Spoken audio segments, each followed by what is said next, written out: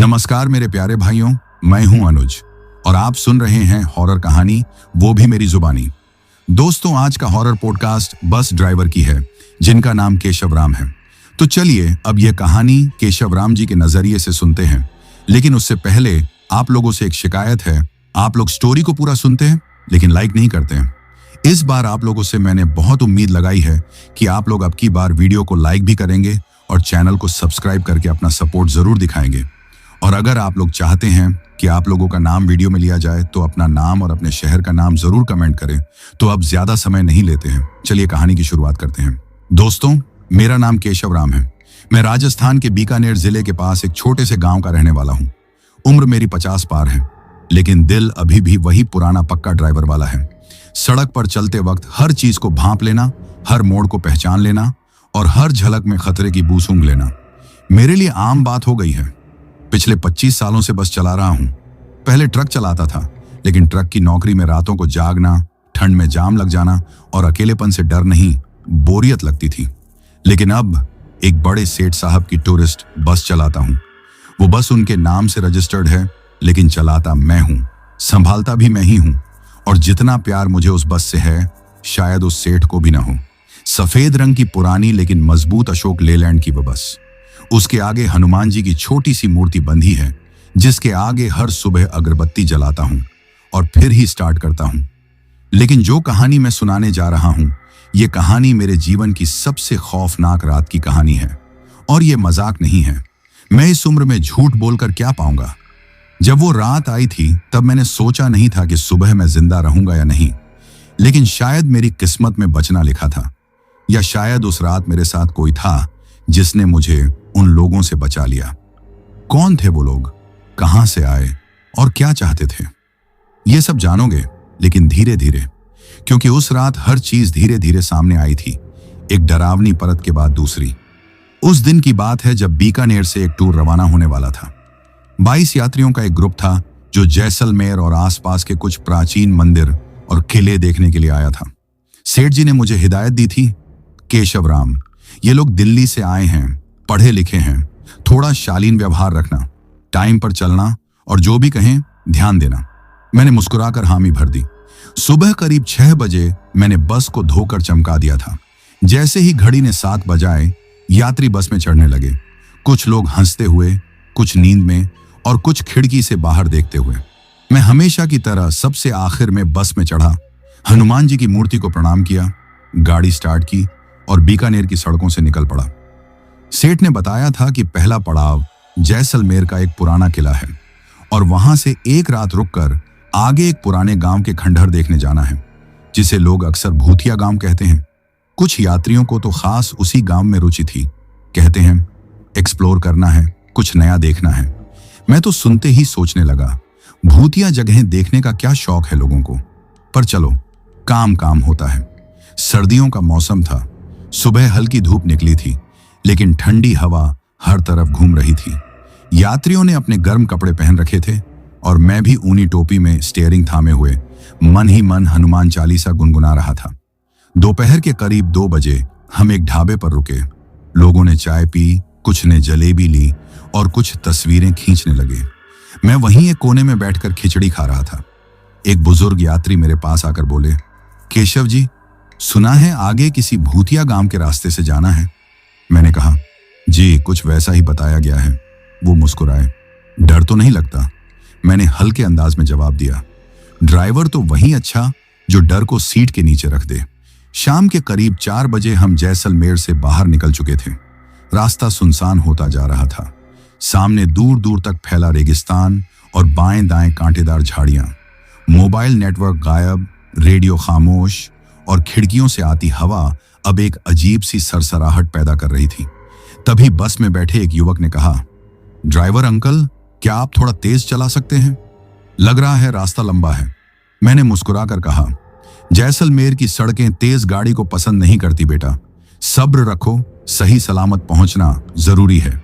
करीब 6:30 के आसपास सूरज छुपने लगा। आसमान में बादल घिर आए थे और कोहरा धीरे धीरे चारों तरफ फैलने लगा। कुछ यात्रियों ने रजाई निकाल ली, कुछ खामोश हो गए। मैं अपने हेडलाइट्स जलाए ध्यान से गाड़ी चला रहा था। पर तभी मुझे महसूस हुआ सड़क जानी पहचानी नहीं लग रही। मैंने सोचा शायद कोई नया शॉर्टकट लिया हो, लेकिन वो रास्ता बिल्कुल अलग था। इतना वीरान, इतना सूना कि लगता था जैसे यहां कोई सदियों से नहीं गुजरा। मैंने देखा कि बस की अगली सीटें खाली हैं। सभी यात्री पीछे जाकर सो चुके थे या बातें कर रहे थे। बस की खिड़कियों पर कोहरा जम गया था। स्टीयरिंग पकड़ते वक्त मेरे हाथ हल्के कांप रहे थे, ठंड के कारण या किसी और वजह से, ये मुझे खुद भी नहीं पता। तभी दूर कहीं से बहुत धीमे धीमे ढोल की एक आवाज मेरे कानों तक आई। मैंने झटका खाया। इतनी रात को और इतनी वीरान सड़क पर ढोल।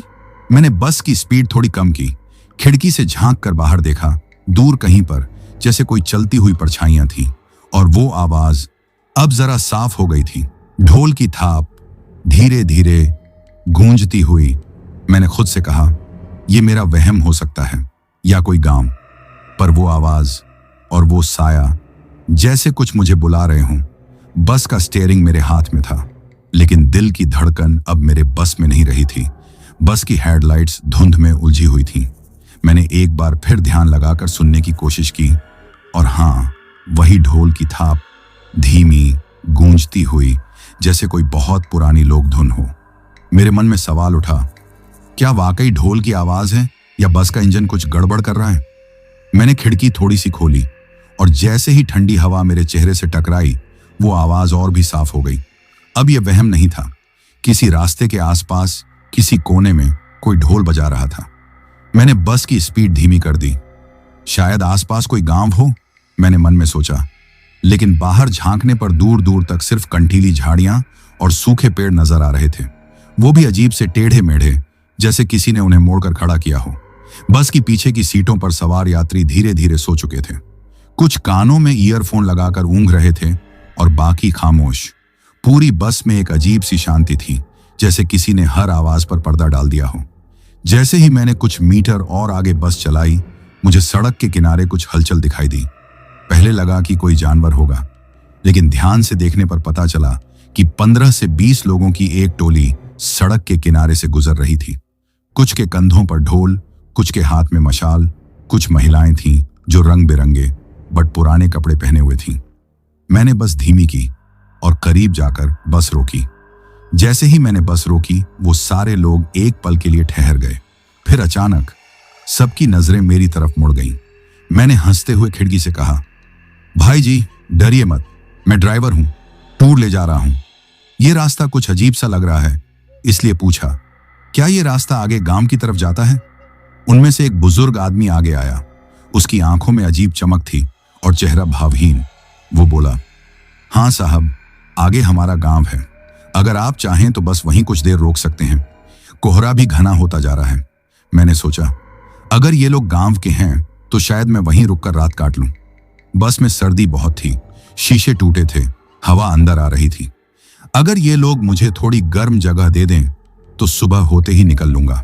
मैंने उनसे पूछा, कोई धर्मशाला वगैरह है वहां? वो बोले, गांव छोटा है, धर्मशाला नहीं, लेकिन घरों के दरवाजे खुले हैं। हम लोग तो आज रात दावत कर रहे हैं, आप मेहमान बन जाइए। अब आप सोचिए, एक ठंडी रात, वीरान सड़क, अकेलापन और सामने कुछ मुस्कुराते लोग। आदमी थोड़ा राहत महसूस करता ही है। मैंने कहा, ठीक है, अगर आप लोग चाहें तो बस में बैठ जाइए, मैं गांव तक छोड़ देता हूं। वो सब के सब एक एक करके बस की सीढ़ियों से ऊपर चढ़ गए, लेकिन सभी पीछे की सीटों पर ही बैठ गए। कोई भी आगे ड्राइवर की सीट के पास नहीं आया। ये बात मुझे थोड़ी अजीब लगी, क्योंकि आमतौर पर जब गांव के लोग बस में बैठते हैं तो कुछ ना कुछ बातचीत करते हैं। ड्राइवर भाई, कहां से हो? बस नई है क्या? ऐसी बातें होती हैं। पर ये लोग चुप। उन्होंने मुझे एक रास्ता दिखाया जो सड़क से हटकर एक कच्चे रास्ते में जाता था। मैंने पूछा, बस उस तरफ चल सकती है क्या? वो बोले, नहीं साहब, वो रास्ता बहुत संकरा है, हमें कुछ दूर पैदल ही जाना पड़ेगा। ठीक है, मैंने कहा, बस वहीं सड़क किनारे रोक दी। मैं भी उनके साथ उतर गया। जैसे जैसे हम उस कच्चे रास्ते पर आगे बढ़े, कोहरा और गहराता गया। पेड़ों की डालियां झुकी हुई थीं, मिट्टी गीली थी और ठंडी हवा ऐसी चल रही थी जैसे किसी ने कान के पास फूंक मारी हो। वो औरतें लंबा घूंघट किए थीं, कोई भी कुछ बोल नहीं रही थी। उनके चेहरे नहीं दिख रहे थे, बस चाल बहुत तेज थी। यहां तक कि उनके साथ जो बच्चे थे वो भी बिना कुछ बोले बहुत तेज चल रहे थे। एक पल को लगा, इन लोगों की चाल मुझसे कितनी तेज क्यों है। मैंने तेज चलने की कोशिश की, लेकिन वो सब जैसे फुर्ती से आगे आगे बढ़ते जा रहे थे। अजीब बात यह थी कि उस टोली में सबके कदमों की आवाज होती थी, लेकिन कभी कोई खांसी, छींक या हल्की भी बातचीत नहीं, सिर्फ चाल और चुप्पी। कुछ ही मिनट बाद एक मोड़ आया और वहां से झोपड़ियों की एक कतार दिखने लगी। मैंने चैन की सांस ली। चलो, गांव तो असली है, कोई धोखा नहीं। वो सभी लोग एक एक करके अलग अलग झोपड़ियों में घुस गए। दरवाजे बंद और मैं अकेला। मैंने जोर से आवाज लगाई, भाई जी, मैं बाहर ही खड़ा हूं, कोई बताएगा कहां रुकूं? कोई जवाब नहीं आया, सिर्फ कोहरा और ठंडी हवा। झोपड़ियों से रोशनी आ रही थी, लेकिन कोई बाहर नहीं निकला। तभी एक झोपड़ी का दरवाजा खुला। एक बुजुर्ग औरत बाहर आई और इशारे से बोली, आप वहीं बैठिए, हम खाना बनाते हैं, आज दावत है। मैं वहीं जमीन पर बैठ गया और दूर से देखा, झोपड़ियों के बीच आग जलने लगी थी। पर एक बात ने मुझे चौंका दिया, आग की रोशनी ऊपर जा रही थी, नीचे नहीं। जैसे आग सिर्फ चेहरों को चमका रही हो, पैरों को नहीं। और उनके पैरों की जगह बस अंधेरा था। मैंने सोचा, क्या यह सिर्फ कोहरे की वजह से है या कुछ और? मैंने देखा कि गांव की औरतें एक जगह आग जलाकर उसके चारों तरफ बैठी थीं। हाथों में कुछ पकवान बनाने का सामान था। कुछ औरतें आटा गूंथ रही थीं, कुछ बर्तन मांज रही थीं। लेकिन एक बात बहुत अजीब थी, उस आग की रोशनी सिर्फ ऊपर की तरफ फैल रही थी। चेहरे तो साफ दिख रहे थे, पर पैर एकदम अंधेरे में डूबे हुए, जैसे नीचे कोई रोशनी पहुंच ही नहीं रही।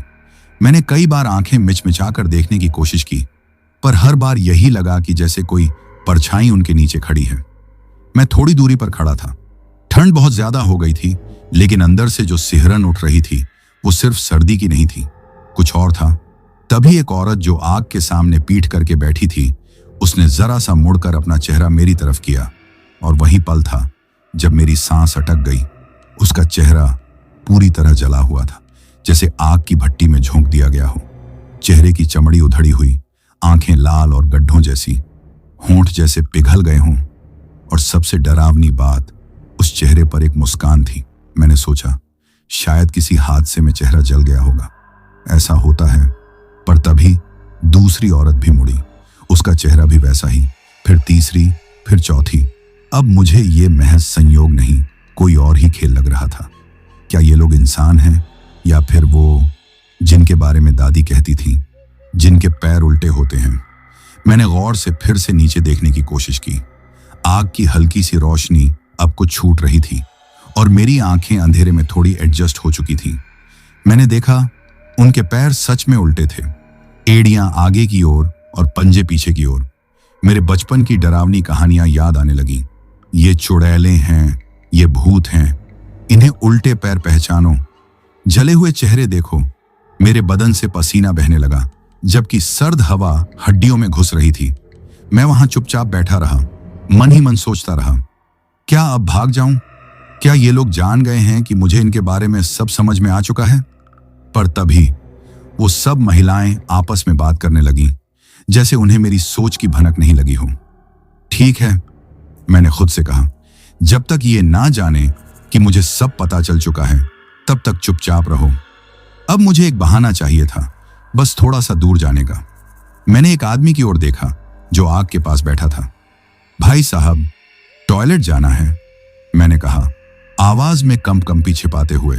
वो बिना कुछ कहे मुझे एक दिशा की ओर इशारा करता है, गांव से थोड़ा दूर की तरफ। अजीब बात है, ये सब लोग इतने शांत क्यों हैं?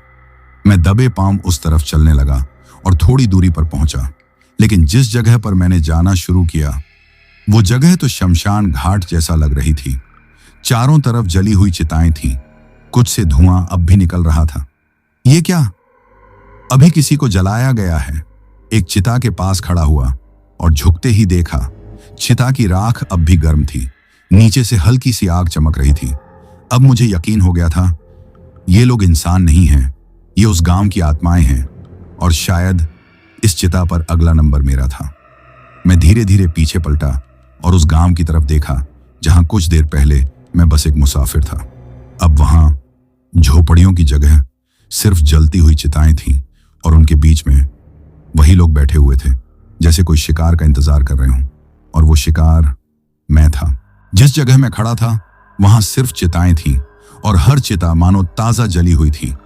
राख से धुआं उठ रहा था, जैसे किसी ने अभी अभी किसी को जलाया हो। मेरे पैरों तले जमीन खिसक गई। मैंने नजरें घुमाकर देखा। ये कोई छोटा मोटा शमशान नहीं था। ये पूरा इलाका बस एक बहुत बड़ा शमशान घाट था।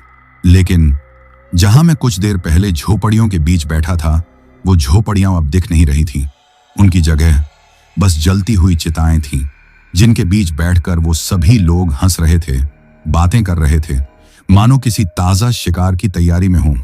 और अब मुझे साफ समझ में आ गया था, वो ताजा शिकार मैं ही था। मेरे दिल की धड़कन इतनी तेज हो गई थी कि मुझे अपनी सांस सुनाई देना बंद हो गई थी। मैं वहां एक पल भी और नहीं रुक सकता था। मैंने नजरों से अंदाजा लगाया कि बस किस दिशा में है और फिर बिना कुछ सोचे समझे दौड़ पड़ा। लेकिन जैसे ही मैं भागा, मुझे अपने पीछे कई जोड़ी पैरों की आवाजें सुनाई दी। पीछे की तरफ पलट कर देखा और मेरी रूह कांप गई। वो सब औरतें, आदमी, बच्चे अपने असली रूप में आ चुके थे। उनके चेहरे जले हुए, आंखें बाहर निकली हुई, शरीर काले धुएं से भरे और पैरों की चाल उल्टी दिशा में भी वैसी ही फुर्तीली। उनकी हंसी अब गूंज नहीं रही थी, बल्कि गुर्राहट में बदल चुकी थी, जैसे लाशें जलती हुई हालत में मेरे पीछे दौड़ रही हों। मैं बस एक ही बात सोच रहा था, किसी भी तरह बस तक पहुंच जाऊं, क्योंकि मुझे याद था मेरी बस के डैशबोर्ड पर हनुमान जी की मूर्ति थी और बचपन से मैंने सुना था जहां हनुमान जी हों वहां भूत प्रेत नहीं आ सकते। पर अगला ही पल मुझे झकझोर गया।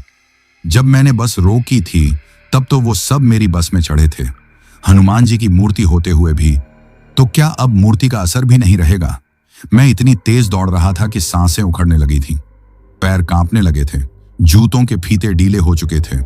लेकिन डर ने मुझे गिरने नहीं दिया। पर पीछे से आती वो आवाजें, साहब कहाँ जा रहे हो?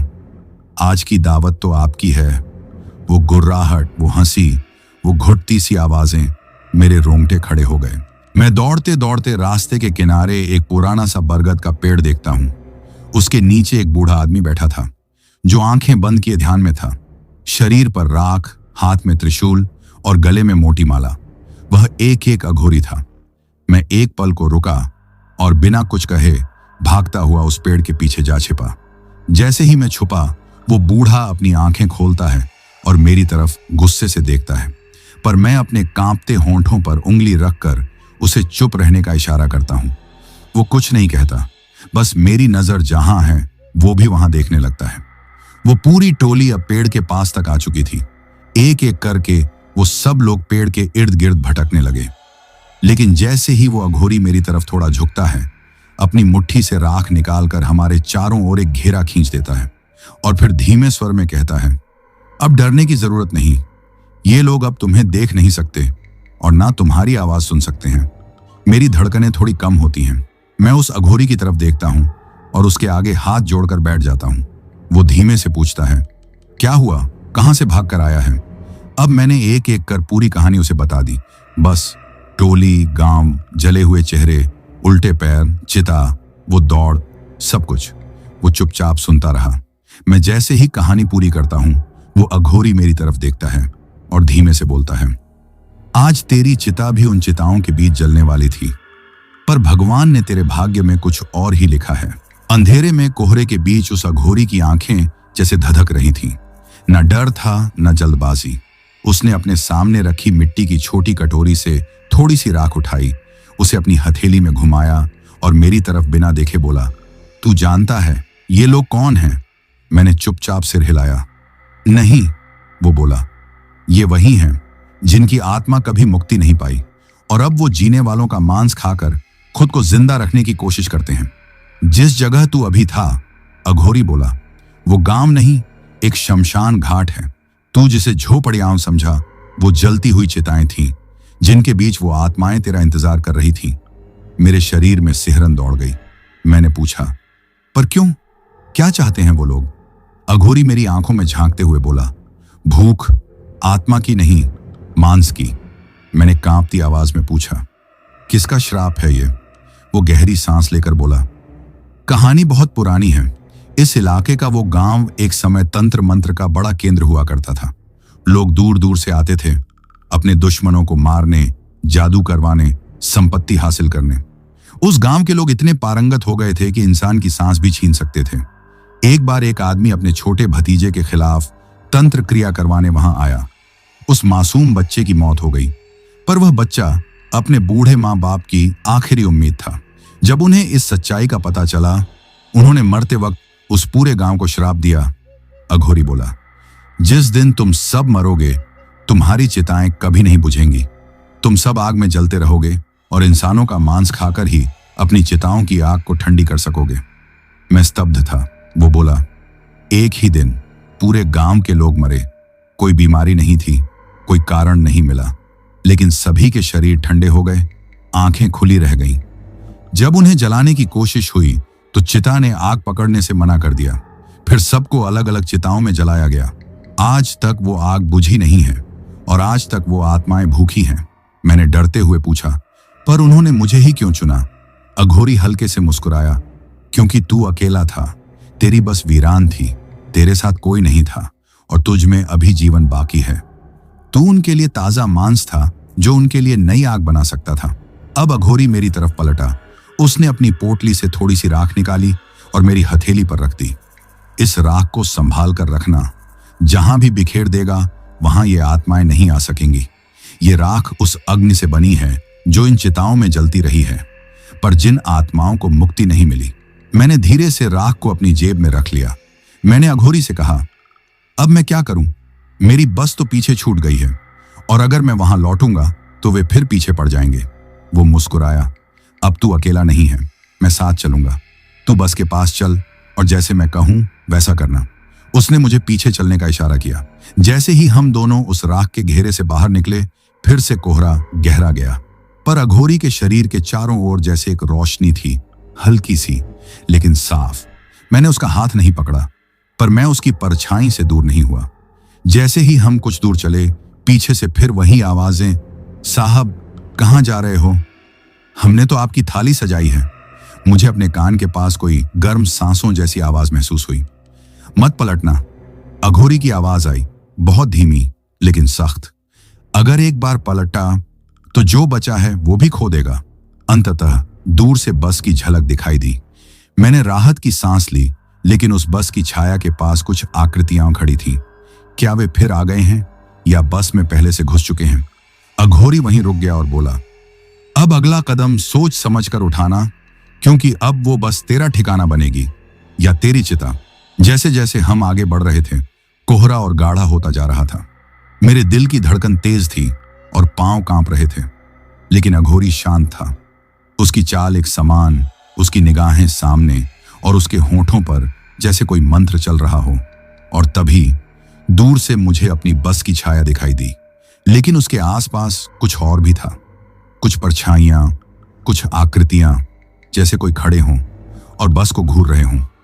मेरे मन में एक ही उम्मीद थी, बस का डैशबोर्ड, जहां मैंने हनुमान जी की छोटी सी मूर्ति लगाई थी। मैंने हमेशा सुना था, जहां बजरंग बली हैं वहां भूत प्रेत नहीं टिक सकते।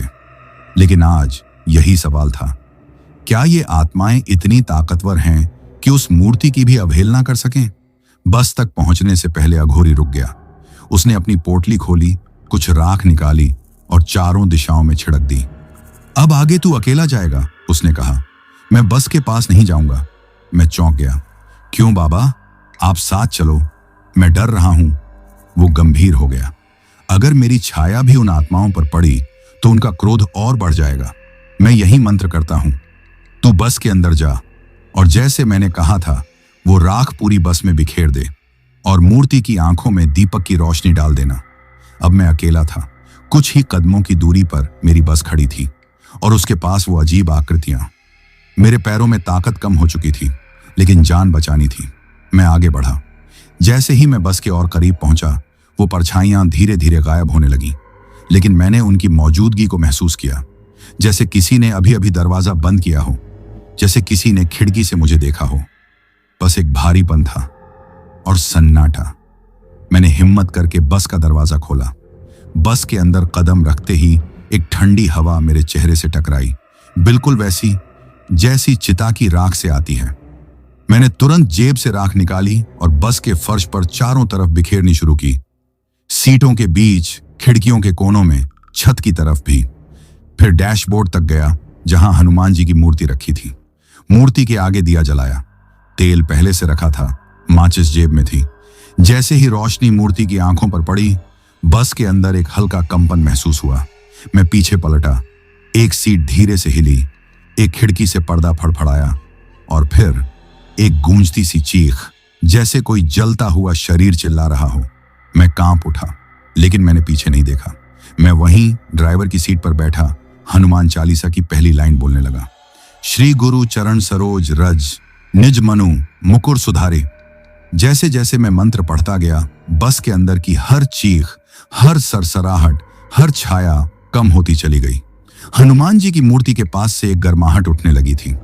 मैंने आंखें खोलकर देखा, मूर्ति से हल्की सी धूप जैसी रोशनी निकल रही थी और तब वो परछाइयां जो बस के अंदर थीं, एक एक कर गायब होने लगीं, जैसे राख ने उन्हें जला दिया हो या हनुमान जी की दृष्टि ने उन्हें भस्म कर दिया हो।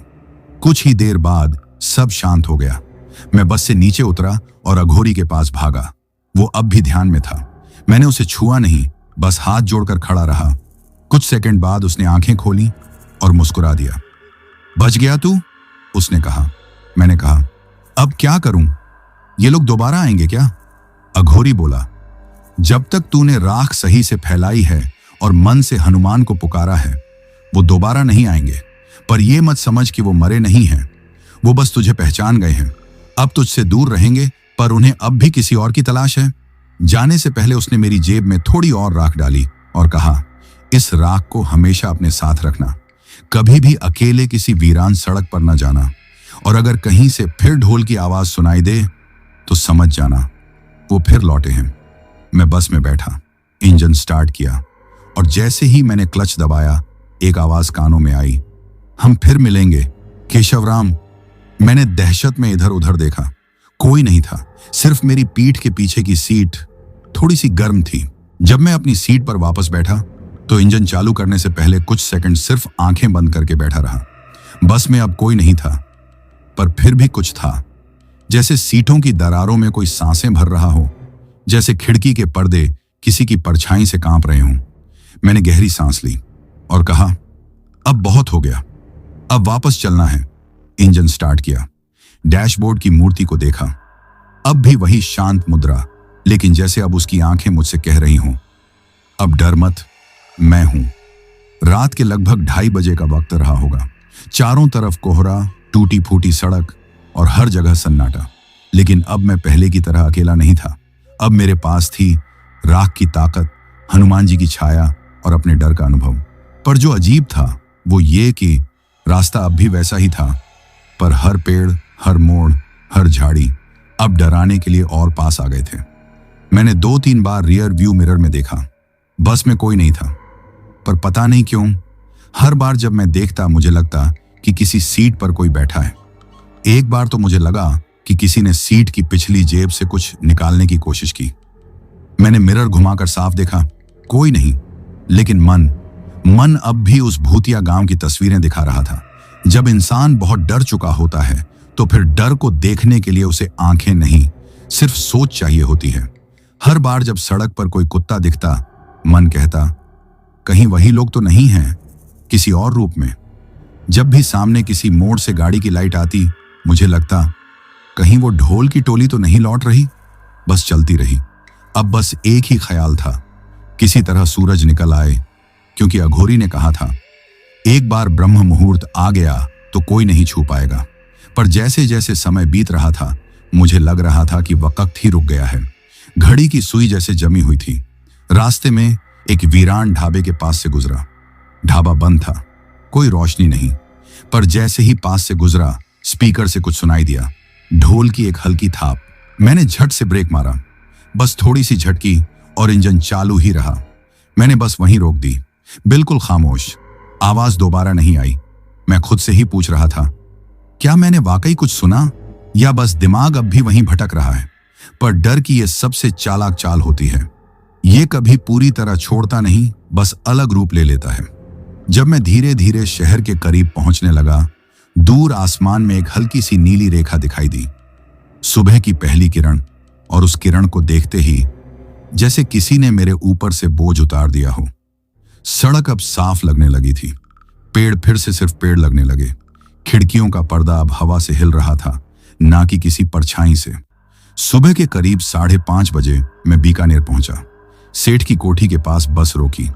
बस से नीचे उतरा तो सड़क की हवा अब ठंडी नहीं, साफ और सामान्य लग रही थी, लेकिन मेरे अंदर अब भी कुछ ठंडा था। मैंने बस से बाहर निकलते ही पीछे मुड़कर देखा। बस की पिछली खिड़की पर हल्की सी उंगलियों की छाप थी, जैसे किसी ने अंदर से हाथ रखा हो। मैंने झट से जेब से राख निकाली और फिर से बस की सीढ़ियों पर थोड़ा सा छिड़क दिया। फिर कहा, अब नहीं, अब कभी नहीं। मैंने बस वहीं खड़ी कर दी और बिना किसी से बात किए सीधे अपने क्वार्टर की ओर निकल पड़ा। उस वक्त किसी से बात करने का मन नहीं था। आंखें भारी थीं, शरीर थका हुआ था और दिमाग में वही दौड़ती हुई परछाइयां। मेरे घर का दरवाजा वैसा ही था, लकड़ी का पुराना, हल्का सा टेढ़ा, जिस पर मैंने अंदर से छोटा सा हनुमान जी का चित्र चिपका रखा था। वो चित्र मुझे हमेशा बचपन से सुकून देता आया है। लेकिन जैसे ही दरवाजा खोला, एक अजीब सी ठंडी हवा अंदर से बाहर निकली। घर में सब कुछ वैसा ही था, कुर्सियां, अलमारी, बिस्तर, लेकिन फिर भी लगता था कुछ बदला है। कमरे की दीवारें पहले से ज्यादा फीकी लग रही थीं, जैसे रंग उतर गया हो। पर्दे वैसे ही टंगे थे, लेकिन हवा नहीं थी, फिर भी हल्के से हिल रहे थे। क्या कोई अभी अभी यहां से गुजरा है, या ये मेरा वहम है? मैंने फटाफट अपने कपड़े बदले, मुंह धोया, पर जब आईने में देखा तो एक पल को लगा पीछे कोई खड़ा है। मैंने झट से पलटकर देखा, कोई नहीं था। मैंने खुद से कहा, शांत हो जा केशवराम, सब बीत गया है। पर मन ने जवाब दिया, सब बीत नहीं गया, कुछ साथ आया है। मैं उस रात खाना भी नहीं खा पाया, बस बिस्तर पर लेट गया, चादर ओढ़ ली और नींद का इंतजार करने लगा। पर नींद भी जैसे उस रात डर गई थी। कमरे की दीवारों पर छायाएं रेंग रही थीं, पंखा धीमी आवाज में घूम रहा था और हर 2 मिनट पर ऐसा लगता था जैसे कोई बाहर से दरवाजा खटखटा रहा हो। मैंने 2-3 बार उठकर बाहर देखा, कोई नहीं। पर जब तीसरी बार बाहर देखने गया तो दरवाजे पर राख की हल्की सी उंगलियों की छाप दिखाई दी, जैसी बस की खिड़की पर थी। तभी अचानक बत्ती चली गई, कमरा अंधेरे में डूब गया। फुटानी सी आवाज आई, शायद किसी चीज के गिरने की। मैंने टॉर्च ढूंढने की कोशिश की, पर वो अलमारी में थी। उठकर जैसे ही अलमारी खोली, भीतर से ठंडी हवा का झोंका निकला और साथ में एक बहुत धीमी फुसफुसाहट, हम फिर मिलेंगे। मैंने उसी वक्त अघोरी की दी हुई राख की पुड़िया उठाई और पूरे कमरे में चारों कोनों पर बिखेर दी। बोल भी नहीं पा रहा था, पर मन में हनुमान चालीसा के शब्द खुद ब खुद गूंज रहे थे। कुछ देर बाद हवा बंद हो गई, खामोशी लौट आई, बत्ती भी अचानक लौट आई। कमरा अब भी अंधेरा लग रहा था, पर डर अब थोड़ा दूर हुआ था। सुबह होते ही मैंने मंदिर जाकर पूजा की। पंडित जी ने मेरी शक्ल देखी और बोले, लगता है बहुत थक गए हो केशवराम जी, चेहरे पर कुछ भारीपन है। मैंने सिर हिलाया, हाँ बाबा, बस कुछ बुरे ख्वाब आ रहे हैं। उन्होंने माथे पर चंदन लगाया और एक बात कही, कभी किसी वीरान रास्ते पर कुछ अजीब दिखे तो उसकी तरफ वापस मत देखना। मैं एक पल को ठिठका, क्या उन्हें कुछ पता है? शाम को मैं फिर बस की सफाई के लिए गया। जैसे ही बस का दरवाजा खोला, अंदर से हल्की सी धूप की खुशबू आई। मूर्ति अब भी वहीं थी, पर लगता था जैसे उसकी आंखें अब भी किसी को देख रही हों। सीटों को पूछा, पर एक सीट पर कुछ पड़ा हुआ था, जली हुई चूड़ी का टुकड़ा। मैं वहीं खड़ा रह गया, गला सूख गया। ये कहां से आया? मैंने चूड़ी का टुकड़ा उठाया और राख से लिपटा हुआ महसूस किया, पर जैसे ही वो टुकड़ा हाथ में लिया, पीछे से सीट की कुर्सी खुद ब खुद खट से सीधी हो गई और कोई आवाज आई, हम अभी यहीं हैं। शाम होने से पहले मैंने तय कर लिया, मैं फिर उसी जगह जाऊंगा जहां वो अघोरी मिला था। पुराने कपड़े पहने, बस स्टार्ट की और अकेले निकल पड़ा।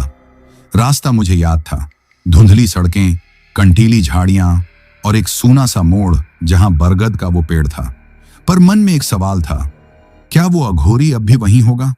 रास्ता वैसा ही था, लेकिन अब की बार कुछ अजीब सी शांति थी। पिछली बार जो डर हर झाड़ी से झांक रहा था, अब वो चुपचाप मुझे देख रहा था।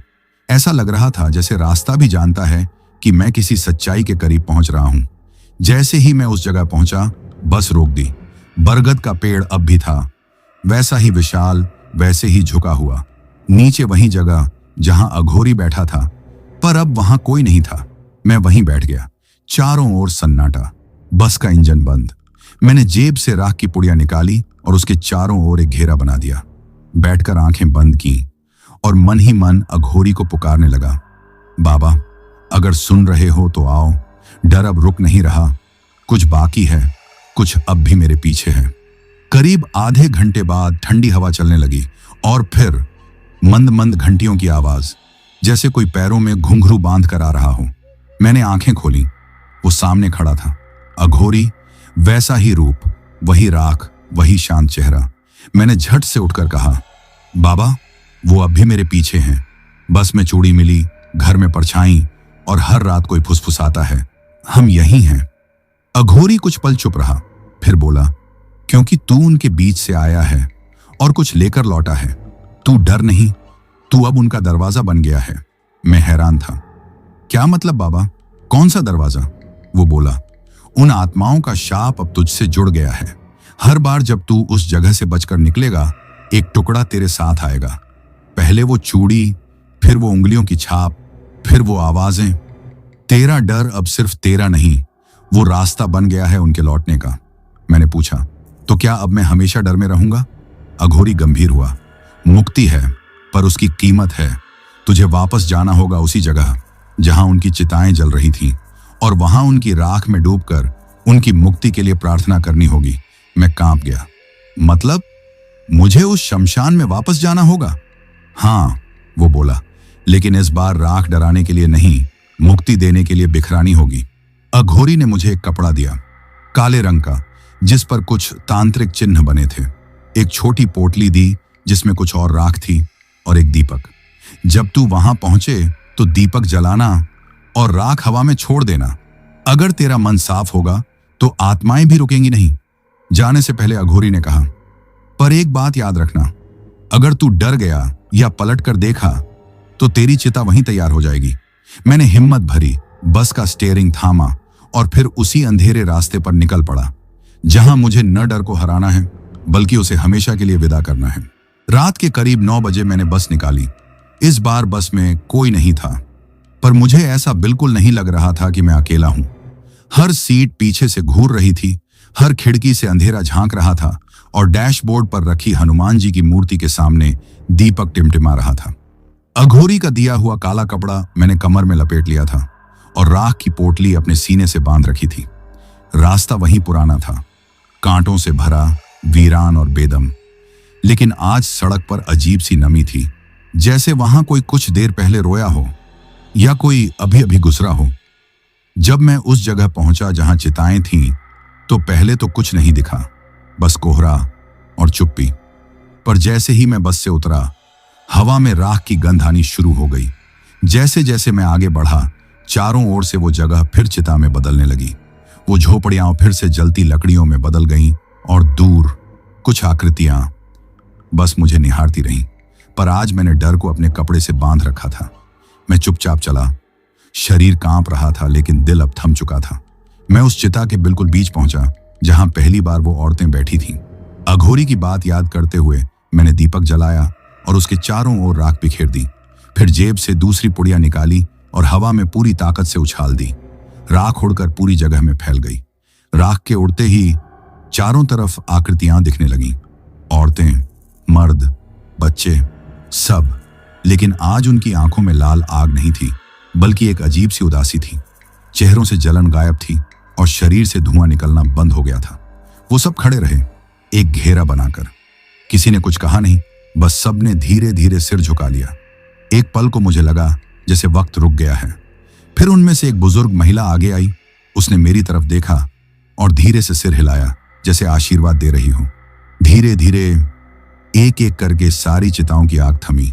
धुआं ऊपर की ओर उठा और आसमान में काला नहीं, बल्कि हल्का नीला रंग घुलने लगा। एक पल में सब कुछ बदल गया। आसमान खुला, हवा थमी और वो सारी आत्माएं धीरे धीरे हवा में घुल गईं। मैं उस राख पर बैठ गया। आंखों से आंसू बह रहे थे, डर के नहीं, राहत के। मैंने सिर झुकाकर हनुमान जी का स्मरण किया और कहा, अगर कभी फिर लौटे तो उन्हें रास्ता दिखाना, डर नहीं। जैसे ही मैं वापस बस में चढ़ा, एक आखिरी चीज पीछे जमीन पर रह गई, एक छोटी सी चूड़ी, लेकिन अब जली नहीं, चमकती हुई। मैंने उसे नहीं उठाया, बस मुस्कुराया और कहा, अब तुम जहां हो वहीं रहो। बस में बैठकर जैसे ही मैंने स्टीयरिंग पकड़ा, सब कुछ शांत था। कोई परछाई नहीं, कोई सरसराहट नहीं। बस में राख की हल्की गंध बाकी थी, लेकिन वो डर जैसी नहीं थी, जैसे किसी मंदिर से लौटा हुआ धूप दीप। पर मेरे भीतर एक अजीब सी खाली जगह थी, जैसे कुछ ले गया हो मेरे साथ बीते इन कुछ दिनों का एक बड़ा हिस्सा। बीकानेर लौटते हुए सूरज की पहली किरण बस के सामने पड़ी। पहली बार वो धूप गर्म लगी, जीवित महसूस हुई। सड़कें जाग चुकी थीं, लोग चाय की दुकानें खोल रहे थे, साइकिलें, रिक्शे, बाजार। पर मैं अब भी उस वीरान रास्ते का हिस्सा बना रहा। सेठ जी, जो मेरी गैर हाजिरी को लेकर चिंतित थे, मुझसे मिलने आए। मैंने उन्हें एक बहाना दे दिया। गाड़ी खराब हो गई थी, रास्ता खराब था, नेटवर्क नहीं था। उन्होंने बस मुस्कुराकर कहा, अच्छा किया लौट आए, तेरे जैसे ड्राइवर कम होते हैं केशव। मैंने सिर झुका दिया, लेकिन मन में एक बात गूंज रही थी, मैं जो लौटा हूं वो अब पहले जैसा नहीं रहा। अपने क्वार्टर लौटते वक्त मैंने देखा, दरवाजे पर लगी हनुमान जी की तस्वीर अब थोड़ी साफ दिख रही थी, जैसे धूल खुद हट गई हो। कमरे में घुसा तो वो हल्की सी ठंडक गायब थी। पंखा चलते वक्त अब अजीब आवाज नहीं करता था, और अलमारी खोलने पर अब कोई फुसफुसाहट नहीं आती थी। लेकिन रात अब भी बहुत खामोश होती थी। अब मैंने एक आदत बना ली थी, हर रात बिस्तर पर सोने से पहले राख की कुछ बूंदें कमरे के चारों कोनों में छिड़क देता। भले अब डर न रहा हो, पर आदत में वो साया बस गया था। एक दिन जब मैं पास के मंदिर गया तो वहां एक छोटा बच्चा मेरे पास आया, करीब 6-7 साल का, बिना चप्पल, माथे पर तिलक। वो बोला, आप वो हो ना जो चिता से लौटे हैं? मैं चौंक गया। क्या? उसने बस मुस्कुराकर कहा, अब आपको डर नहीं लगेगा, लेकिन आपको डर को पहचानते रहना चाहिए। मैं पलटकर पुजारी की ओर देखने लगा, और जब वापस देखा, बच्चा गायब था। क्या वो सिर्फ बच्चा था, या कोई आत्मा जो मुक्त हो चुकी थी और अब धन्यवाद कहने आई थी? मैं नहीं जानता, पर अब मुझे डर नहीं लगा। रात को जब मैं सोया, सपने में फिर वही जलती चिताएं दिखी, लेकिन इस बार वो जल रही थी प्रकाश में, और उनके बीच खड़ा था वो अघोरी, मुस्कुराता हुआ। हाथ में त्रिशूल नहीं, एक दिया था। सेठ जी ने 2 हफ्ते बाद फिर से एक नया टूर दिया, इस बार उदयपुर और आबू रोड की तरफ। मैंने हामी भर दी। इस बार कोई डर नहीं था, बस एक हल्की सी सावधानी साथ थी। बस की साफ सफाई की, हनुमान जी की मूर्ति के सामने दिया जलाया, और अघोरी की राख की बची हुई पुड़िया अब भी डैशबोर्ड में संभाल कर रखी हुई थी। इस बार बस में दिल्ली से आए कुछ कॉलेज के लड़के लड़कियां थे। मौज मस्ती, हंसी ठिठोली और बहुत सारे मोबाइल कैमरे। मुझे उन्हें देखकर अच्छा लग रहा था, जैसे दुनिया फिर से जी उठी हो। पर फिर उनमें से एक लड़के ने मुझसे मजाक में पूछा, ड्राइवर अंकल, कभी कोई डरावना अनुभव हुआ है क्या? मैं मुस्कुरा दिया और सिर्फ इतना कहा, अगर कभी बताने बैठा तो तुम अगले स्टॉप पर उतर जाओगे। वो सब हंसने लगे, लेकिन मैं चुप रहा। रास्ते में वहीं पुराना ढाबा पड़ा, जहां उस रात मैं पहली बार ढोल की आवाज सुनकर रुका था। इस बार सब यात्री चाय के लिए उतरे। मैंने वहीं खड़े खड़े आसमान की तरफ देखा। ना कोहरा था, ना ठंडी हवा, बस एक साफ नीला आसमान। पर तभी हवा में एक हल्की सी राख की खुशबू आई। मैं मुस्कुराया। मैं जानता हूं तुम अब भी कहीं हो, पर अब मुझे तुमसे डर नहीं। कई बार लगता है डर कोई शाप नहीं होता, वो एक जिम्मेदारी होती है जो सिखाता है कि किसे छूना है और किसे जाने देना है। वो अघोरी, वो चिता, वो औरतें, वो उल्टे पैर, सब अब कहानियों में तब्दील हो चुके हैं, पर उनके पीछे जो सच है वो हमेशा मेरी आंखों में बसा रहेगा। टूर के आखिरी दिन जब सब यात्री बस में झपकी ले रहे थे, मैंने सामने चलती सड़क को देखा और सोचा, क्या अब मैं दोबारा उस रास्ते से कभी जाऊंगा? और खुद ही जवाब दिया, नहीं, क्योंकि कुछ रास्ते दोबारा नहीं लिए जाते, वो बस याद बनकर जीते हैं। बस बीकानेर लौट रही थी। रात थी, चांद था और रेडियो पर पुराना गीत चल रहा था। मैंने एक बार फिर रियर व्यू मिरर देखा। इस बार कोई परछाई नहीं थी, पर पीछे की एक सीट पर कुछ लिखा दिखा। मैंने रोशनी में देखा, धन्यवाद, जैसे किसी ने उंगली से धूल पर लिखा हो। अब जब कोई मुझसे पूछता है डर लगता है क्या, तो मैं बस इतना कहता हूं, डर तो गया, पर उसकी राख अब भी मेरे पास है। तो दोस्तों, यह कहानी यही खत्म हुई। अब जिन भाइयों ने अपना नाम वीडियो में कमेंट किया था उनका नाम लेते हैं। अजय भाई दिल्ली बुरादी से, किशन भाई गोरखपुर से, सोहम भाई चंडीगढ़ से, आशीष भाई कटक ओडिशा से, अविनाश भाई ओडिशा से, राणू गिरी दुबई से, भाबा भूति बाला सोरे ओडिशा से, अमन भाई काठमांडू नेपाल से, संदीप मिश्रा ओडिशा से, तारिक खान मध्य प्रदेश से, नवीन श्रेष्ठा सिक्किम से, मोहम्मद ओमर फारूक तेलंगाना से, परितोष भाई दरभंगा बिहार से, भरत सिंह गाजियाबाद से, पोनोजीत विश्वास असम से, मोहित पासवान और प्रिया पासवान बिहार से, राजू भाई मध्य प्रदेश से। और अगर आप लोग भी चाहते हैं कि आपका नाम वीडियो में लिया जाए तो अपना नाम और अपने शहर का नाम वीडियो में कमेंट करें। अगर आपको यह कहानी पसंद आई हो तो वीडियो को लाइक और चैनल को सब्सक्राइब करें ताकि और भी डरावनी कहानियां आप तक पहुंच सकें। कहानी को अंत तक सुनने के लिए दिल से धन्यवाद दोस्तों। आज के लिए बस इतना ही, मिलते हैं जल्द ही कुछ नई कहानियों के साथ। तब तक के लिए अपना ध्यान रखिए।